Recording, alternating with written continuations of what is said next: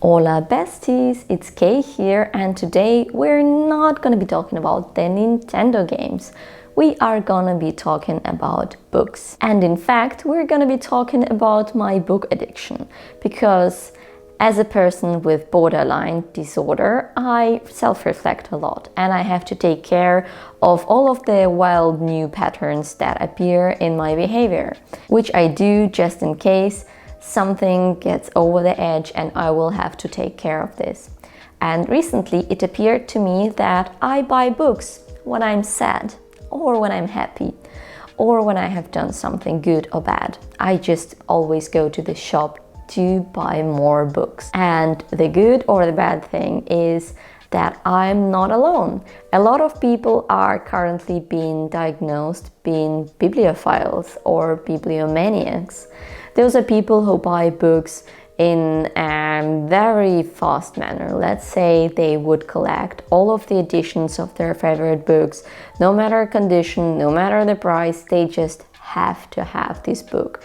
And I'm pretty sure every one of you had this feeling that we need to buy this book to just make us feel very good. And at the end, we just do this. So of course, there are different stages of bibliomania. For example, there are extreme cases where you just collect books until they will not fit into your house anymore. Like you're hoarding them without the end, without any idea whether you will be able to read them or do anything with them. And of course, there are cases like mine where this collects over a couple of months, which is also maybe not that healthy, but we will talk about this later in this video. So according to the servers, an average American citizen has around 114 books in their house. Well, in my case, I would say it's more of a 50 books a year that are arriving to my house. I cannot really say how many books leave my house. The thing is, I travel a lot and I move around the world, so sometimes I just wouldn't take the old books with me. Sometimes I cannot say no. Of course, we all have our favorite books, but in general, it's over 50 books. And of course, I have no power and no time of the world to read them all. So how healthy is it actually? Well, not really. Good news, as long as it doesn't overcross any boundaries or red flags for your partner, for example, you're more or less safe. Anyway, I need to admit that book addiction, as any addiction, is a part of obsessive-compulsive behavior where you need to get something in order to lessen this anxiety. So now to the reasons why we hoard our books, or why we buy books, or why we feel so safe and so happy after we got a new book. As all of the issues, the need to buy more books comes from your childhood, most probably. You definitely remember this one time when your mom came to your room and said, hey, it's time to sort out the books. You're not reading those anymore, so it's time to get rid of them and to give them to your, I don't know, brother, sister, to the neighbor's kids or whatnot. And then you sit on the floor of your room and you have to make those decisions and you don't want to get rid of anything. Well, now as an adult, you compensate for that one time or maybe many times. This happened to me a lot of times when my parents just made me sort out my books, and now I'm an adult and I don't have to do this anymore. I can have them all in my apartment.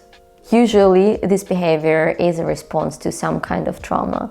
I have reflected on my behavior, and what I remembered very suddenly is that when I was at school and when I was bullied, I became friends with a librarian woman, and she let me go into the library and I was hiding there. And I was just going through the books, I was smelling how they smell, and then I would take them into my hand and go through the pages, no matter if those books were interesting, no matter if those were course books or, I don't know, anything for school.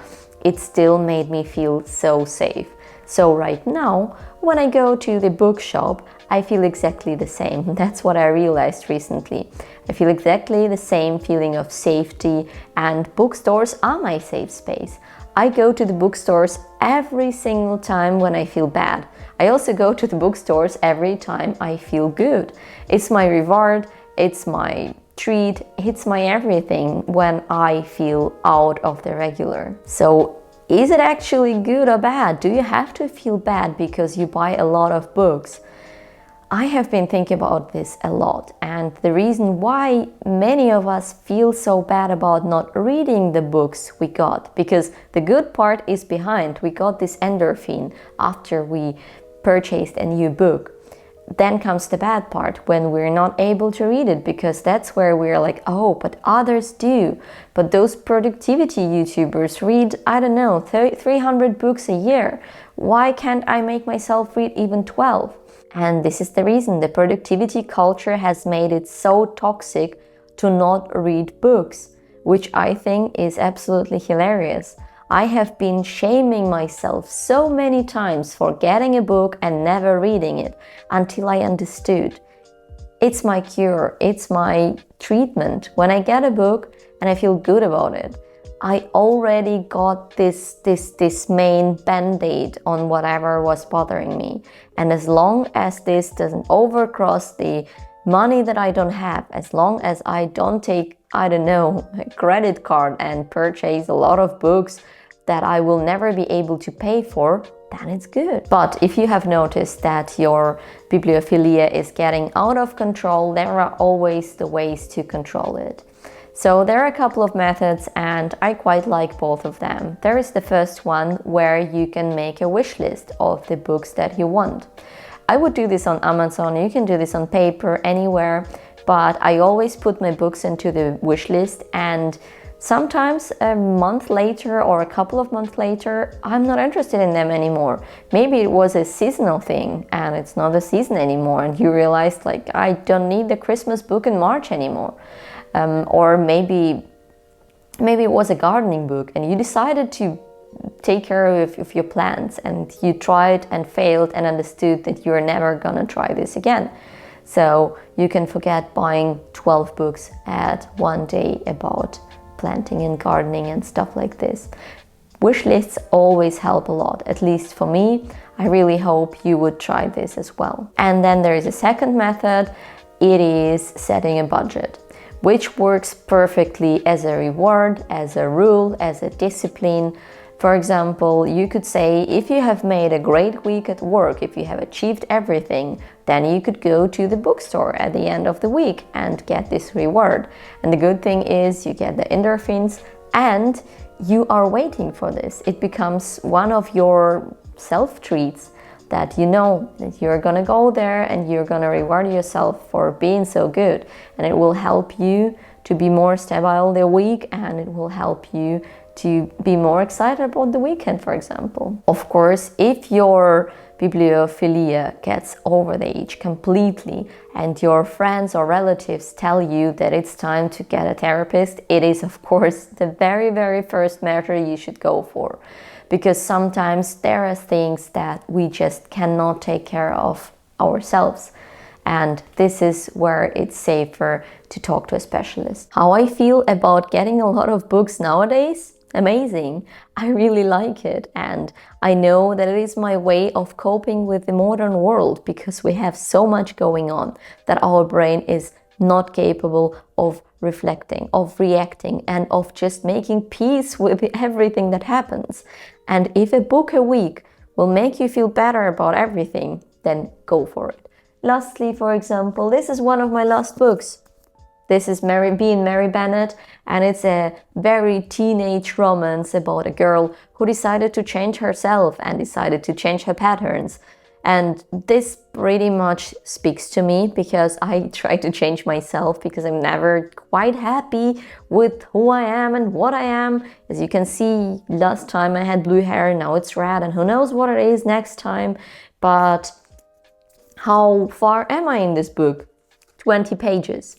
It has been like this since 3 weeks, 4 weeks maybe, and it is good like this. I got my endorphin while getting the book. I like it when I read a couple of pages, and this is everything that I need. Don't feel like you have to be there. You have to be reading. You have to be overproductive, and just don't push yourself way too much. I am enough, and so are you. I hope you have enjoyed this video, and make sure to leave down a comment of what book you got the last and how do you feel about buying a lot of books. Maybe it is your problem as well, and how are you coping with it? What are your points on toxic productivity in reading books and in reading 300 books a year? I would be very excited to read your comments, and I'll see you in the next video about Nintendo. Bye babes!